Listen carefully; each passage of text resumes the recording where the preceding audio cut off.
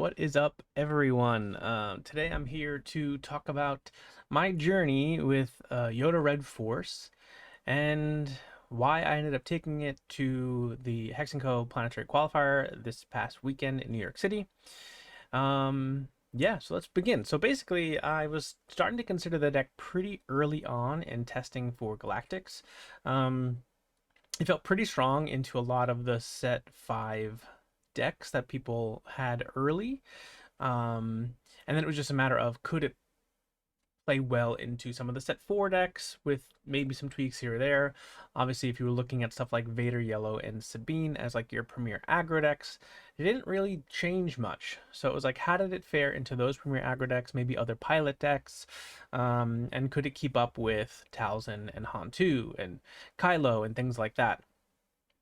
So I felt pretty good into a lot of those things early on, and it was just a matter of figuring out the list, right? And if I thought it could do well.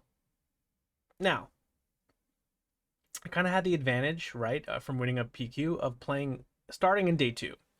If I was starting in day 1, I don't think this would be a deck I considered.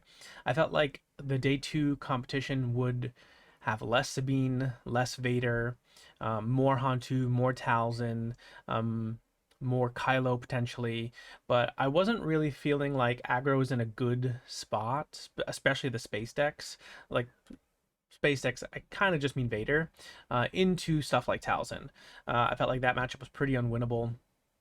I thought Quinlan would be a little bit represented on day 2, but needless to say, those 3 decks I thought would be very popular day 1, and therefore Yoda would struggle. Those are some tough matchups overall. Not unwinnable, especially Quinlan, but I think the other 2 are and can be pretty tough. And I didn't think they would be present really on day 2. I think it would be how many snuck in from day 1 to day 2. I really didn't think a lot of people on that had buys were really seriously considering taking Sabine and Vader and other kind of random aggro decks. So that was kind of why I decided to play Yoda. I mean, really, I felt like he was my only hope. As cheesy as it sounds, like this feels very powerful into what we were testing internally on McClunky. And uh, that was kind of my gut intuition. You know, we were going to Vegas. I had to gamble on that. Um, so leading up to the GC, that was the real question. Why Yoda? You're essentially playing the same colors as Hantu Blue, but why am I choosing to kind of play Yoda over Hantu? Well, I really did feel like Yoda had a really good matchup into Han specifically. And I know, you know, if you listen to people like Ophir, everyone says that, and that's the best deck. But truly, I wasn't losing to Hantu Blues, really Hantu Greens, wasn't losing to Talzin. I think Hantu against Yoda, because there's so much restore, has a hard time killing you before you flip. And you're able to trade the board because you're both competing on the ground with similar units. Again, they can play stuff a little earlier, so your deck has to be tweaked, you know, to combat that kind of stuff. But if they can't kill you by 7, you almost always win. The flip turn kind of wipes the board, and then they're left with just being able to resource cheat and do nothing else, while you're able to use Ray to deal continuous damage to their base, pressure them, and as long as, again, you have been smart enough with how you play to save like some removal for their crates, your crates are always gonna feel a little bit better because they just, I feel like they've had to expand a lot of resources to try to end the game. Yoda's really annoying for them to deal with. You know, a 4/9 that's a leader, if they're not playing Rivals Fall, it like just sticks around, and he's not ending the game, but he's just helping you trade off the board and get back into the game because they've likely been ahead until turn 7 or resource 7. So that was why Yoda. Now, Galactic Championship, I obviously had a bye. So the first day, I was just kind of hanging out, rooting on my friends, and exploring the venue, exploring the Venetian. I did stay at the Palazzo. I took advantage of the discount that FFG gave out to everyone, but initially it was actually just for the PQ winners. It was kind of this bonus that wasn't really advertised. I'm not sure why, if they couldn't. I don't really know what happened, but I was unaware that we were going to get this block at the Plaza, and ended up jumping on it with a couple friends, and it was kind of amazing. So yeah, the venue and everything was just great. I had a lot of friends in day one. On McClunky, we had a handful of buys, but still had a ton of people competing in day one to try and make day two. So that was kind of just how I spent my day. I really didn't want to play side events. And I couldn't play side events because of the debacle with the side event tickets, and I didn't check. By the time we landed and checked in, they had already sold all the side event tickets, so they didn't have enough for everyone who was promised side event tickets in their package. So I didn't even get mine until 5 o'clock, which is when they stopped running them. So they let us trade our side event tickets in for prize pool tickets at a higher rate than they were going to do for the rest of the weekend. That's a whole other can of worms, that you were able to kind of purchase things at a 1-to-1 ratio. But for those that kind of got screwed, we were able to do 2-for-1 just on those entry tickets. So I took advantage of that and got started like the journey with like 1,200 tickets or something, which I was more than happy to do. So this is everyone that came to Vegas from McClunky, and it was just the best time. Obviously, I'm laying on the floor. And yeah, so we had Tyler had a buy here.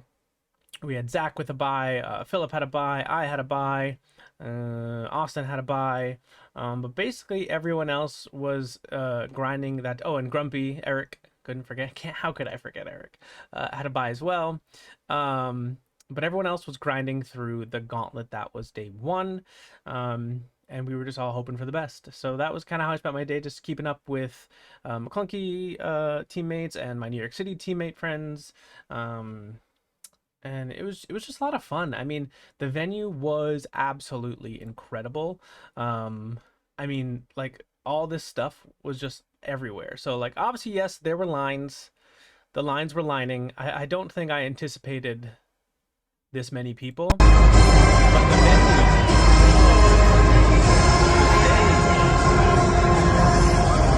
like, look, do you see how cool that was? So cool. And then there's just so many things to see here, like this TIE fighter, and there was a Falcon, the R2 I was obsessed with, playing a little Star Wars music. So yeah, I was just exploring the venue, honestly, trying to get some pins, which I got all but one. I ended up wearing this like all day, so I'm just missing the Boba pin, the Boba Pilot. But I have a friend, I think, who doesn't really want it because he didn't collect them all. So probably get that from Andrew at some point if he still has it. But yeah, let's talk play area. Like, it was a cool ass day. We ended up having a bunch of people make day two from day one. This is the kind of welcome speech. Day one of this event, and huge congratulations to all of you. This is right before round one. We had like a lot, like I think Tower number 9 made it with Sabine.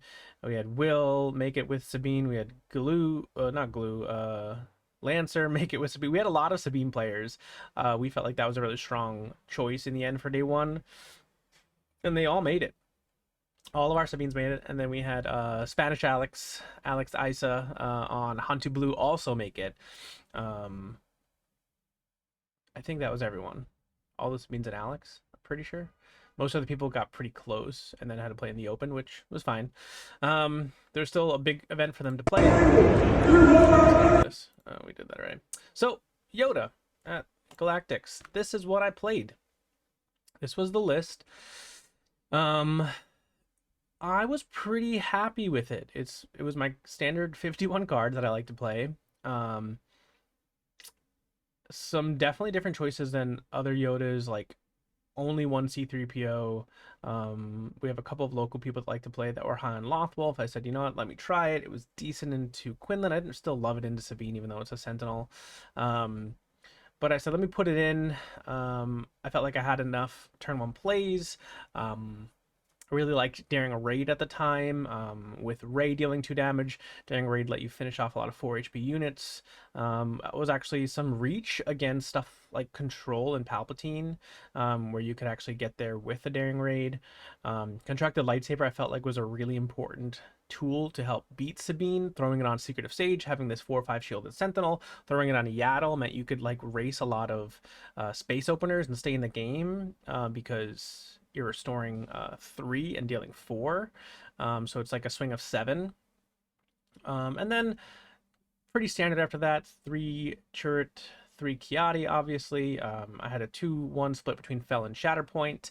I was on Anakin, but no villainy stuff. And I think this was like the first mistake for Galactics for me. I was super high on specifically Force Choke in this deck for Sabine. I was telling everyone, like, Anakin is fine if you just get -3/-3, but he's so busted at -6 that we need to play villainy cards. And I was yelling at everyone, like, to play Force Choke or Force Lightning or something, Power the Dark Side. And I was just kind of talked out of it by a lot of people. Most of McClunky, especially early on, were kind of memeing on the deck, like, why am I playing a 7 deploy leader? Da da da, the classic hating on late deploy leader stuff. But towards the end, people started to really take the deck seriously, and actually a lot of people considered switching to it very last minute, which I think everyone who didn't made the right decision. But it actually ended up convincing Philip, who had a day 1 buy, to also play basically this exact list. He did a little bit better than me, but we both had kind of a rough day. I think he got 4 or 5 wins. I only ended up with 3, as we'll see. But he could have kept going. He had a really narrow match to kind of knock him out against Sabine ECL, someone who I think grinded through day 1. Again, a lot of day 1, day 2 people didn't take aggro. Like, I think we had a really strong read on what the day 2 meta was going to look like. Me specifically, I just ended up really unlucky with how the deck kind of functioned. You look at the side deck options, a third Owen Lars, the double shoot down. You'll notice no bombing run, which I think might surprise people, but I found like I didn't need it to beat Vader, because I had so many incidental things. I really just needed to keep Victor Leader off the board, so I'd bring in the third open fire. I would have shoot down for like the capture ship. Mystic Reflection comes in and kills like Lurking TIE Phantom. Like the second confiscate to kill Vader. I found like because I had so much restore and so much cheap removal in, because all their stuff is like 1 HP. So once you cycle like 1 Ray, get 1 free kill, and you Daring Raid, and it's just like, you just don't lose unless they stick a Victor Leader, truly. So I decided to take out the bombing runs, and that was also the bet that I wouldn't see too many Vader 4 yellows. And I didn't play any of them, so I didn't need it. But yeah, this was the list. That was the thought process. I was hoping to play a lot of Hantu Blues and Thousands, and didn't end up being the case. I started off against Cad Bane Tarkatown, which I had practiced a lot because we have some Cad Bane diehards New York City. I think in testing was like 10-1 against Cad Bane, and this guy was pretty unhappy to sit down across from me round 1. He said he had a friend back home who also plays Yoda, and he does not beat it, is what he said to me. And I said, that kind of makes sense. I don't really lose to Cad Bane too much. But I didn't really see Ray at all, which is why the deck can beat Cad Bane so easily. They ambush into Yoda, your 2/4, and if you get lucky, hit the Ray or are able to stack the Ray, the 4-alarm doesn't last anymore because of that 2 damage. And that was kind of like always the turning point. Once that 4-alarm came down against a lot of hero decks, it was really hard to recover, because we always get this favorable trade, stick around, maybe enable a Zuckuss. But against Yoda, because you have the Ray, you're able to clean it up pretty efficiently, and I was never able to do that. I drew things super out of order. I think I even missed a turn 1 playing game 2, which was like the theme of the day. I was running enough, like the ratios were fine. I just couldn't shuffle my deck. I don't know. So he ended up winning 2-0. It was pretty tragic. But then he went on a really, really strong run. He almost made top 8, I think. He was like top 25 or something. Like, he was crushing it on Cad Bane. Then I had to sit across from a Quinlan Tarkatown player. Which again, I wasn't super happy to do because it is a tough matchup. I think it's like 55-45 Quinlan, so like slightly favored, maybe 60-40. But I was able to take this one 2-1. I think my opponent was a little unfamiliar with the matchup in game one, which benefited me, and I think I got game 1 and 3, I'm pretty sure. And then I played against Bontha Network Phil. And we've chatted over the last few months about Ray on a lot of my YouTube videos, but we've never actually met or played in person before. He was on Obi Virgin Temple, which is the 25 HP base that gives you the force if you have a 4 HP unit. Game one, I think he missed a turn one play, and I kind of steamrolled. Game two was very long and very grindy. He played the deck like heavy control, just like ignored my base and just made sure he could clear all my units. And eventually ended up winning, but it took forever. And that was kind of the theme of the deck. In my opinion, even when I played it, I felt like it didn't do a lot. It just was kind of hard to beat, but really hard to win. And then game three, all of my crates were at the bottom of the deck, and without crate, I have no chance of like closing out this matchup again because the units are just too big and get too many favorable trades. And while he can't kill me, I can't kill him without crate, for the most part. So we drew, which was really sad. I literally didn't even get to play one, and that's kind of why I said to him, I'm like, I would have scooped if you had killed all my crates, but I never even played one. So like, I felt like I still had a fighting chance because he didn't have like an overwhelming board in this one like he did in game two. It was just we were just kind of clearing each other's board, and I never found a crate. So that was unfortunate for me. And yeah, unfortunately, ended up in draw land. One loss, one draw really early with a Yoda deck made me super nervous. I felt like I was now going to end up into like all the random item data vaults and Kylo data vaults and just like in this very annoying bracket. And sure enough, I ended up in a mirror of all things. Ben Harper, really good player, but I again was missing turn one plays, missing turn two plays. Like my curves just weren't lining up at all. And yeah, he was pretty apologetic about the thing because like it was just a stomp, and normally the mirror isn't that. It's just kind of this long grindy thing. Who draws more Kiatis? Who's able to sequence for the crate drag and stuff like that? And it was just awful. But he was super nice. I think everyone except maybe the first guy, I think he was from Germany, but most people I played were really friendly and like knew who I was from like the Raves, Data Vault stuff and having that first PQ with the deck, making a lot of content on it.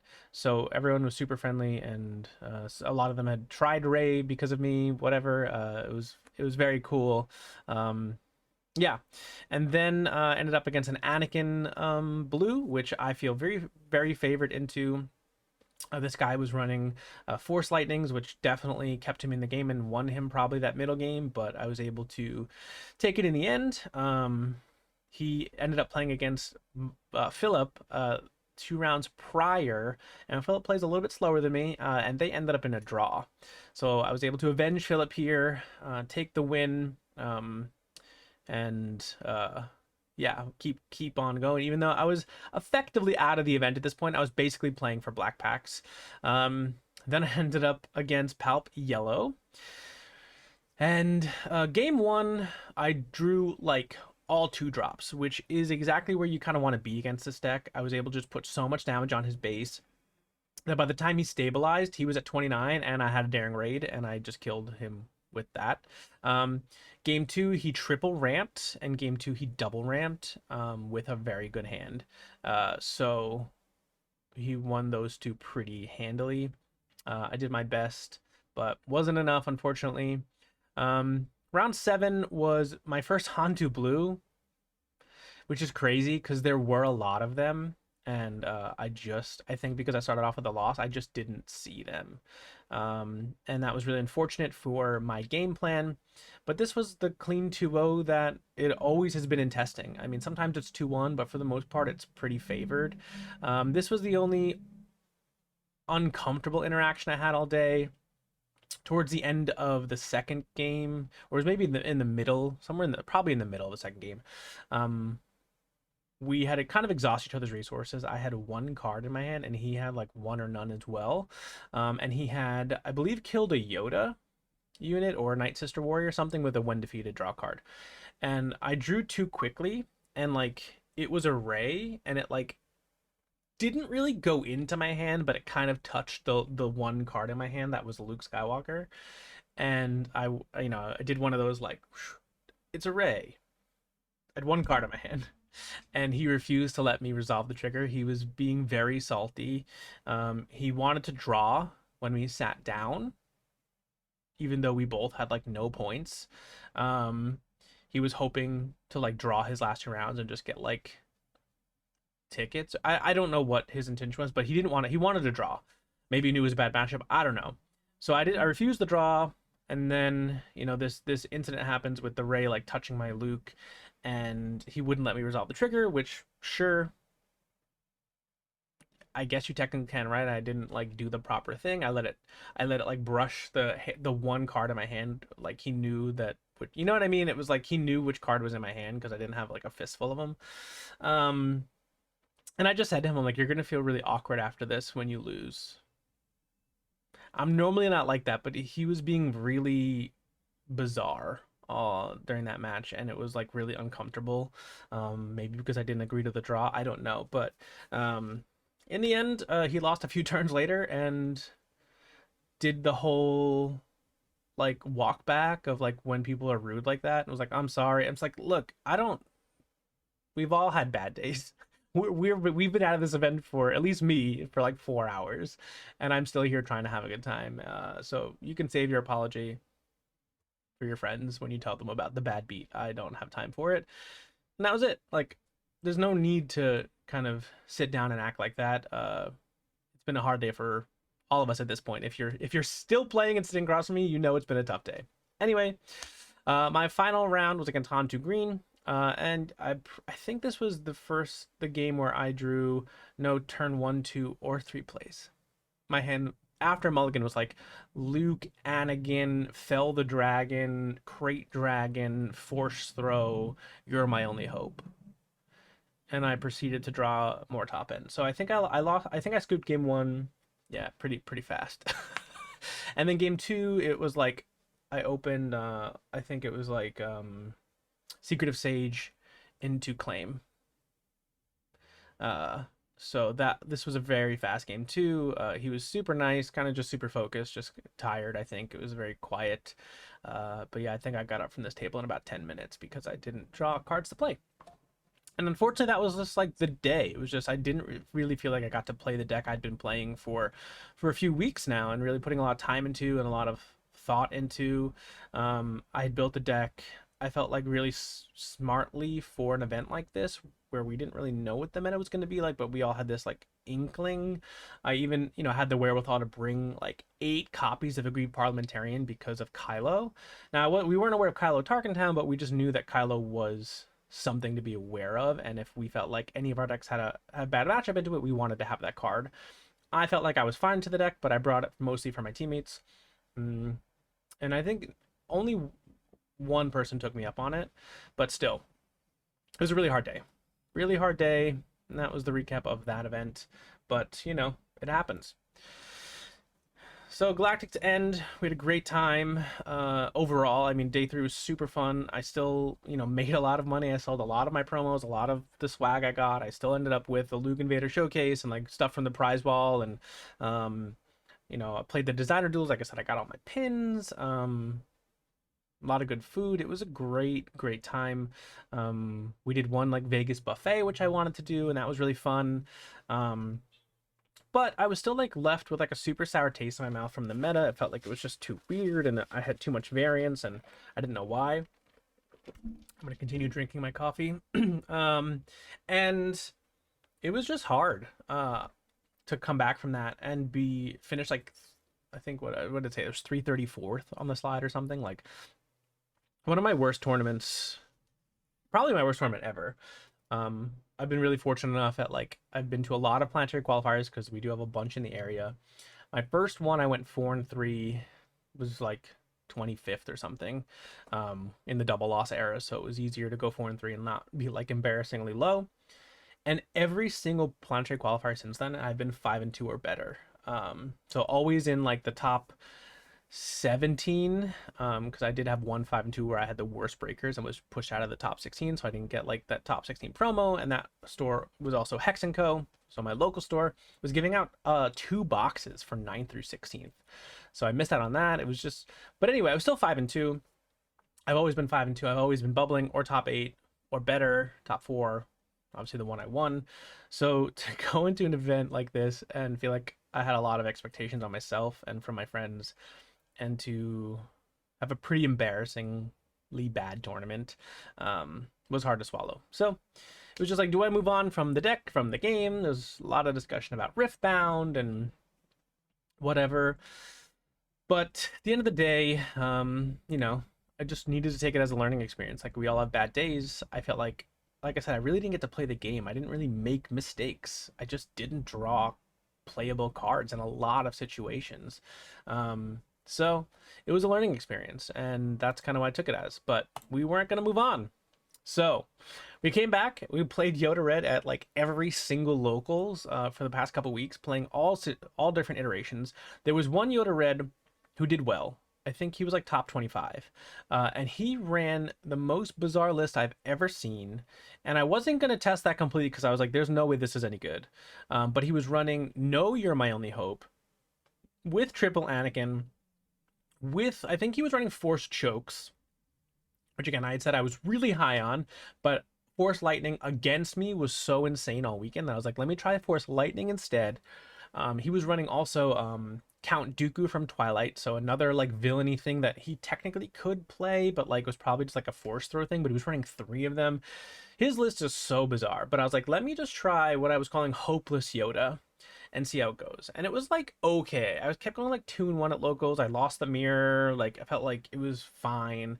I still kept some of the things that I liked, like the constructed lightsaber. I went back up to 3 Sage. I sided the third Owen in like every matchup. It just felt like it was always good. So, and I felt like Shatterpoint was underperforming, so I cut that completely. Went right to 3 Fells. And that was the changes I made.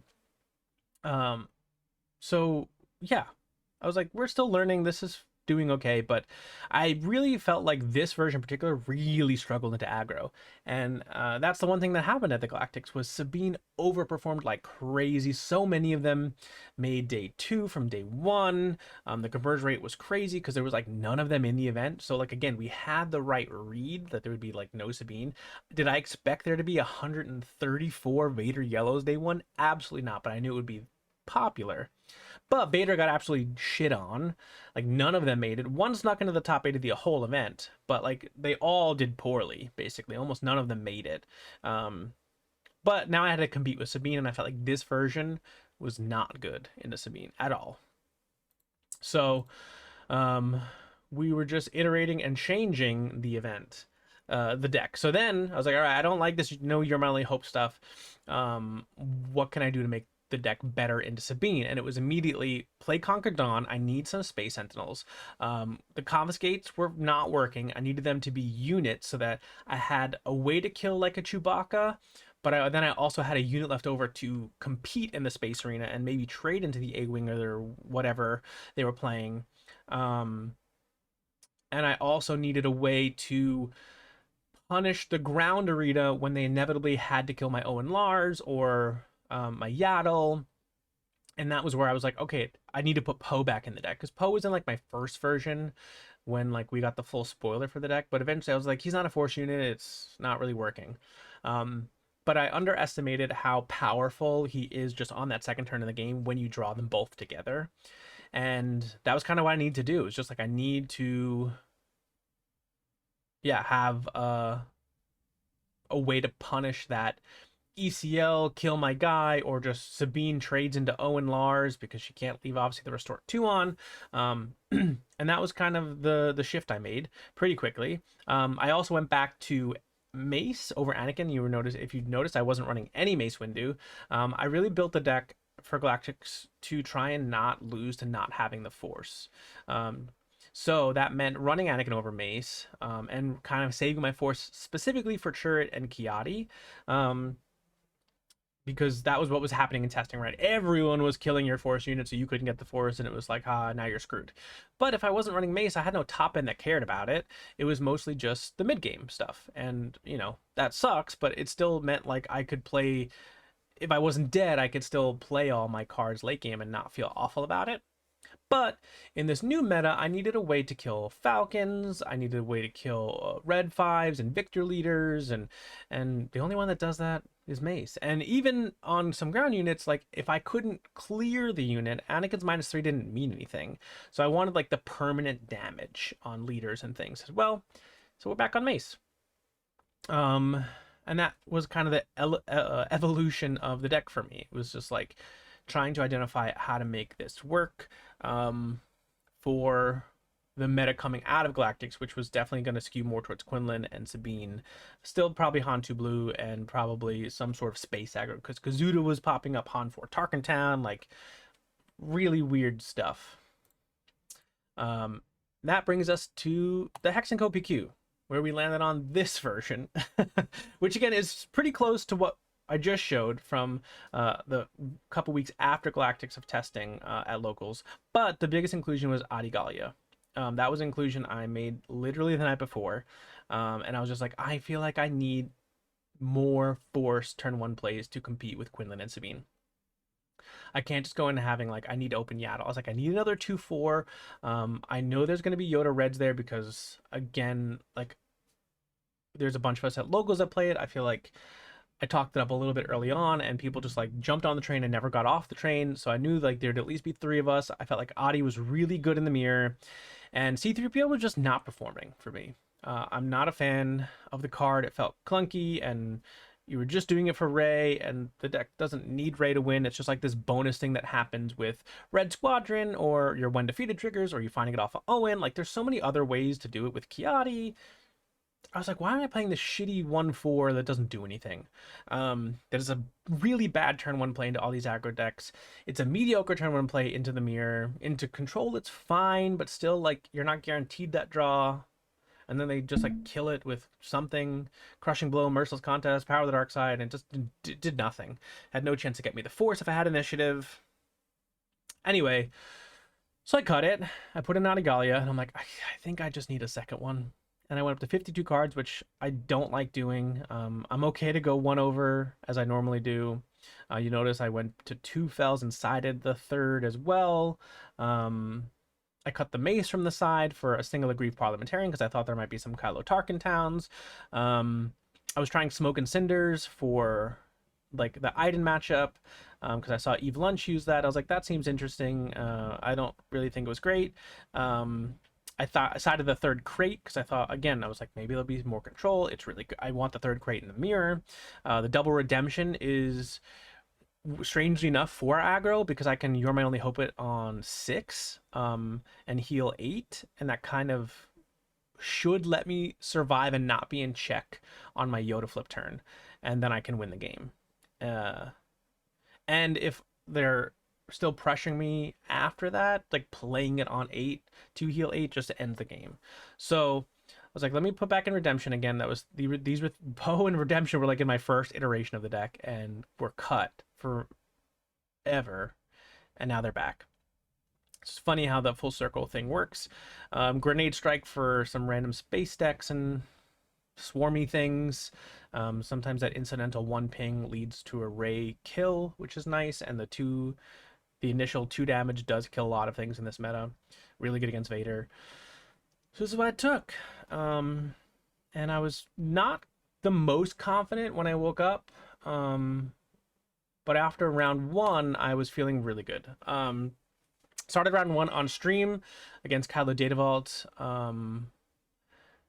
A newer player to my knowledge. I think we've met before. He's from New York City. His name's escaping me right now. It might come back to me at some point, but I feel like I've mostly played him at like pre-releases and stuff, so I've never really played that person in Constructed. And the nerves were showing. He underpaid for a Perilous at one point, but the match was effectively over at that point anyway. He didn't draw any upgrades, even though he ramped. So it was a really tough one for him, and not the way you want to lose a game. He just scooped. He was gonna get a game loss anyway, and it was just like, let's just, this game's over. My Kylo had to flip as a 5-5, like with no upgrades. And the game two kind of went as according to plan against Kylo Data Vault. He did the things, I did the things, and my things were just better. So I was feeling good after that, like confidence boost. You like to start winning like that. And then I ended up against a teammate, Glue, on Quinlan, which I was like, all right, this is a real test now. A fast, good Quinlan player, and this is one of my harder matchups. Like I said, I think it's like 60-40, 55-45-ish, depending on the card draw. And I was able to win 2-1. This one had some, again, You're My Only Hope Luke on 5 to stabilize. Every time he played, I think he played red 5 on turn 2 all 3 games, and all 3 games I had my open fire. It was another reason I bumped it up to 3 in the main deck. And I ended up closing this one out 2-1.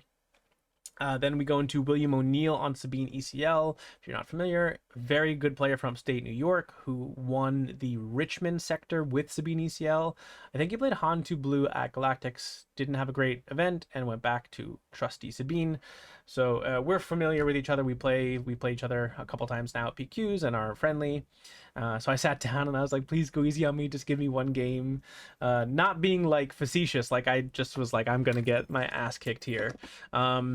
But game one, I opened with a force unit that he decided to ECL into. I think it was Yaddle. Maybe it was Yaddle, or it was Sage or something. And I think he ECL'd a Sabine into it because he didn't open Sabine.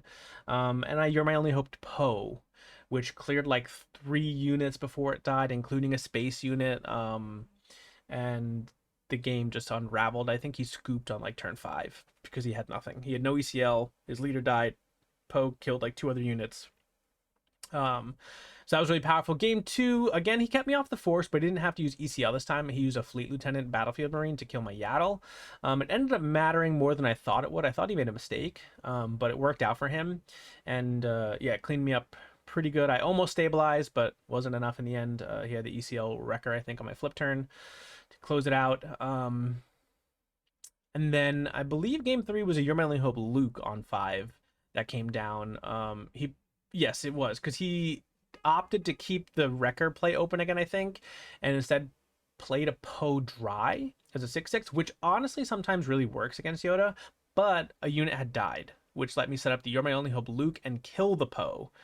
And I really wasn't under a ton of pressure on my life at that point because of all the, I think I had Owen Lars and other restore units that you had to deal with, so like my base was fine. So then going into Yoda flip turn, it was just like completely wiped the board, and I think he did wrecker me, but it would like didn't do anything. So I got very lucky with the sequencing.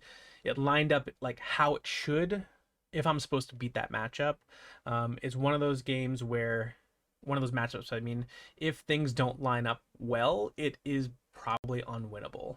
You really have to know what to filter, what to keep, and draw them, right? Like the Galacticus, I didn't draw those things. I just drew unplayable hands. And this first 3 rounds, it was like I had a turn 1 play, I had things, I had force throws, like it was, things were happening. And that meant I was very confident. End up round 4 into another teammate, Alex Isa, Spanish Alex.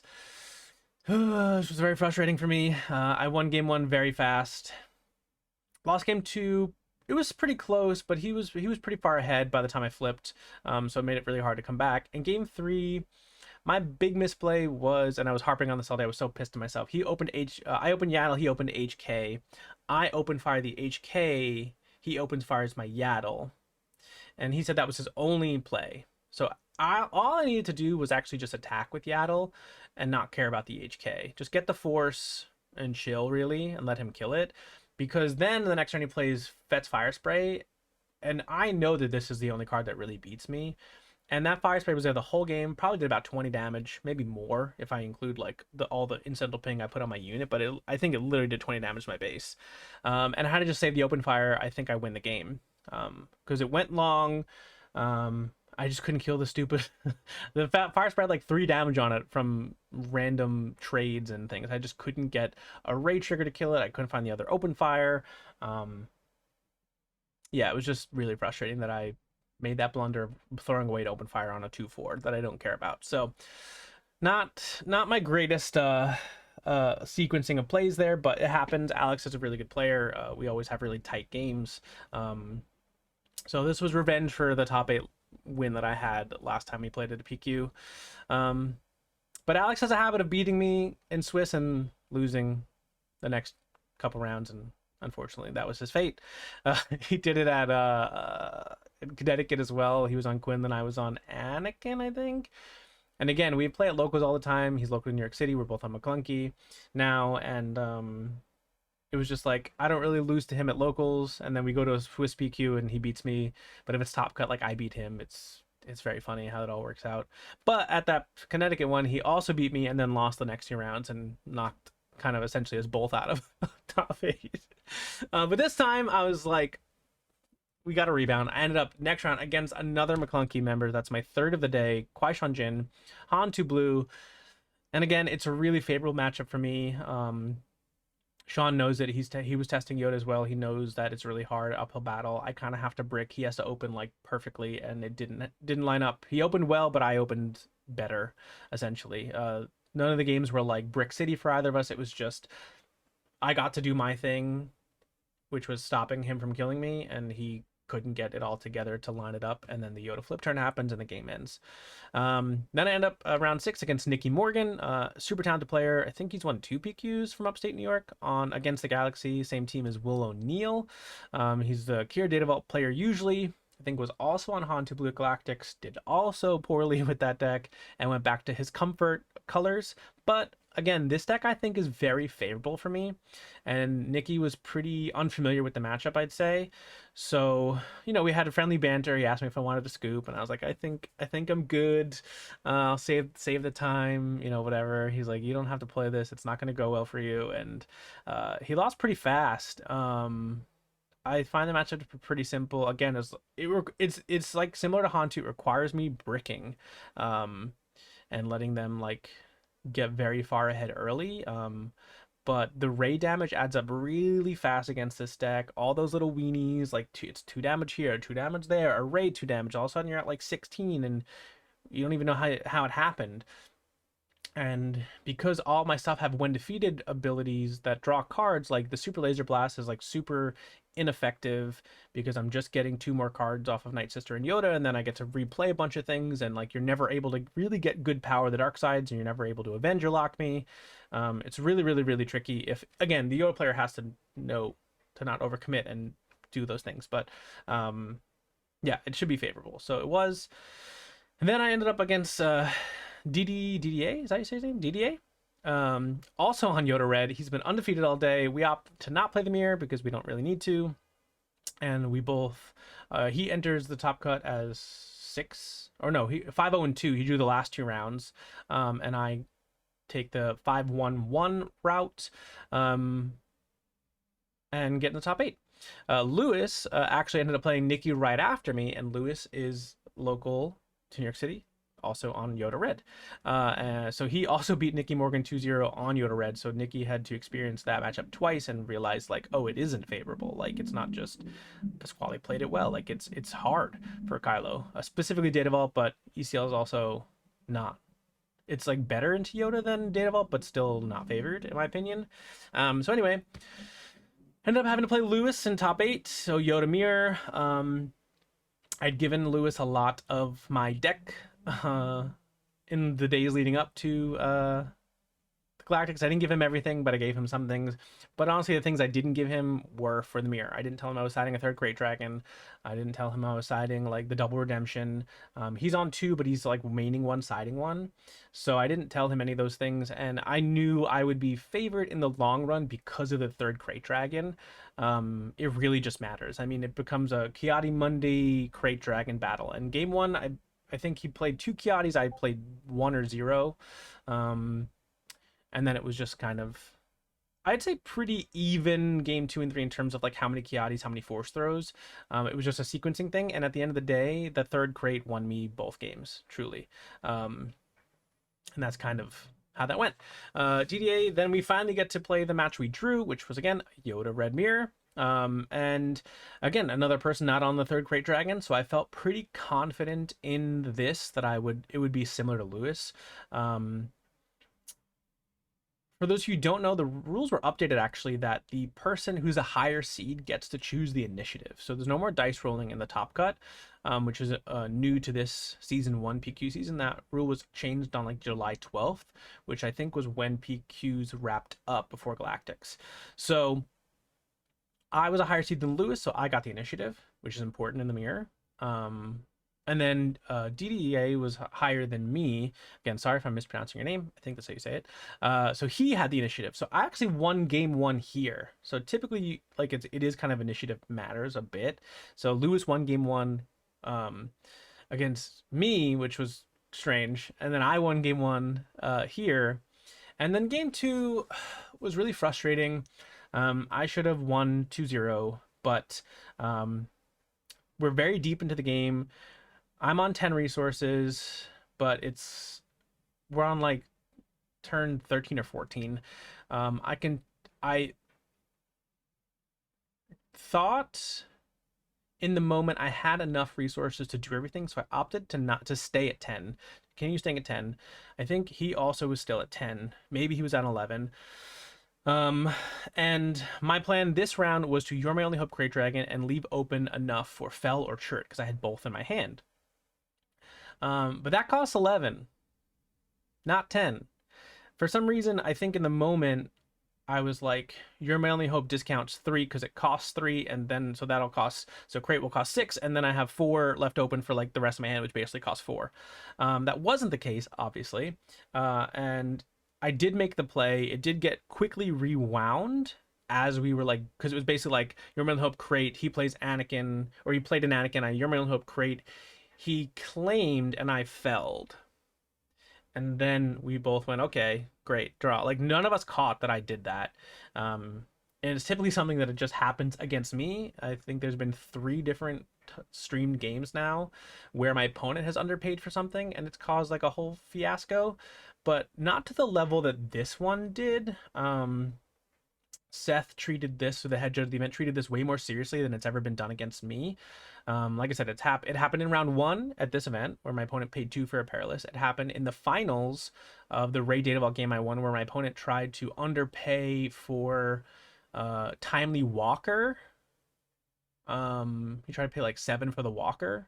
Again, something I didn't catch because again, we were both on like a bajillion resources. And it happened another time at Flipside where my opponent played a card and just didn't pay for it, and somehow I missed that too. So the finals one, we just like rewound. It was no big deal, like nothing. It was just like we kept moving, but we just fixed the game state. Nothing. Again, it was very similar to this. Like we just were about to continue on, and then it was caught and then fixed. So it wasn't like we drew cards and resource. Like it was just fixed, and it was back to my action. Same thing in the round 1 of this event. Like we just kind of were about to fix it, but then he was just like, I lose anyway, let's just go to game 2. Fine. The boss player who didn't pay for a unit ended up getting a game loss because he had previous penalties. Otherwise, we were just going to try and rewind that one too. But in this situation, there was like a whole investigation that paused the game, and like DDA was interviewed by Seth, I was interviewed by Seth, someone watching was interviewed by Seth, and it was like really made out to be like I was intentionally cheating here, is what it felt like. Now, I had like 5 damage on my base, and DDA was at 25. Again, I didn't think it mattered because I had like a Fell in my hand, I had 2 redemptions, I had Churret, I had so many bombs. I just needed to do 3 damage. I could have drawn Rays. Like there's so many ways for me to end this game. I was like, I didn't need to cheat here. I opted to stay at 10 because I just generally had a brain fart after a long day, a Yoda mirror, and now I'm in another Yoda mirror, and it's game 2. It's been a very long mathy day. And yeah, I just had a blunder. I could have easily put down a redemption, gone to 11, done the thing, killed the Anakin, and won the game. There was no reason for me to keep all of like 2 like all of those cards. But I just thought I didn't need to. I thought I just didn't need to resource. Wasn't the case. all the interviews go on. It's very like jarring and like eerily silent, and eventually we're able to continue play. I didn't think it mattered, and that's kind of what I was reiterating to Tess. Like I was like, there's no way he wins this game. But he was able to force throw something into my crate, so I only got to do one, and then do a bunch of shenanigans to actually clear the crate without taking any damage. Um, and somehow swung the game back in his favor. Like it was because the Anakin lived, he actually ended up winning the game. Um, and yeah, that was pretty upsetting in the moment. Not gonna lie, I had pretty commanding position, and it crumbled because of my blunder because I didn't resource. And kudos for him for figuring out a way to get back into that one. But yeah, it was definitely annoying, to say the least. I was really shaken, because again, that's happened to me. I've been on the receiving end of that a couple of times, and there was never an investigation. There was never this big like grandiose stance of we have to find out if you're cheating. It was just and I also was like assuming that they made an error. It was very easily fixed. This was also very easily fixed. The Anakin went back, the fell went into my hand. I passed because I had all these 4 drops, and that was it. But it was really made out to be like you did this, you know? And I was like, yeah, I made a mistake. we he gets the Anakin back, I get my fell back, and we go on, and then he wins the game. Um, so I was very visibly tilted, but I'm someone who likes to like live in their feelings and use that to fuel me, if you will. And I felt like I had no chance of losing this game. My deck was built to beat the mirror. I had the third Great Dragon. I should have won 2-0, and I'll just win this game 3. And I use that to just really dig deep and win the third game. Um, so yeah, it was kind of a long, drawn out top 8 and top 4. I mean, the Yoda mirrors are not short. So it was exhausting to say the least, to go through that, experience that. So if you're someone who's able to just like quell the noise and not get tilted, like maybe I could have won um, that game regardless, but I was not able to do that, and I'd rather just get angry, not like lash out at anyone. I didn't like I wasn't mad at anyone in particular. I was obviously frustrated with myself, but then I used that in game 3 to really like focus and fuel that win. But if you're someone who's able to control your emotions a little bit better and I don't know, like not get that competitive, maybe you can rebound and close out the 3 HP. I was unable to do that. Um, but it was a really hard fought day for all of us, all the Yoda players. And then I ended up against Kinjabber on Palp Yellow, which like I said, experienced that at Galactics. It is not an easy matchup. I think it's honestly one of my worst matchups. Maybe it's just the way I approach it, but I felt like if they ramp, it's like unwinnable. So game 1, you know, unfortunate. I had like triple force throw in a turn 1 play, but because he was the higher seed, he just picked initiative and then had Bazine, so he took my turn 1 play. My force throws didn't do anything, and it was just kind of a slow burn to death there at that point. He kept I think Bazine me like 4 or 5 times. Like it was like he McClunkied it once. I think he played a second one. He like smuggled a third one. So that was that. And then game 2, I think he double ramped, if I remember correctly. Yeah, he double ramped. I had a Yermail Luke that like kept the game going for some reason. But in the end, he cleaned it up pretty handily. It was not particularly close. I needed to open like a swarm of 2 drops, and I would, game 2 I opened Owen Lars claim. Not meant to be at that point. It started to feel that finals felt like exactly what was happening at Galactics, where the deck just didn't do what it was supposed to do in the matchup, and it's a hard matchup anyway. So when you don't draw the sequence you need, it's just impossible. And but kudos to them. They took it down, and yeah, I mean it was a massive improvement from Galactics, and uh, very happy with how the deck performed. There's some changes I'd make, I think, to the side deck. I don't know if I'd make any changes to the main deck.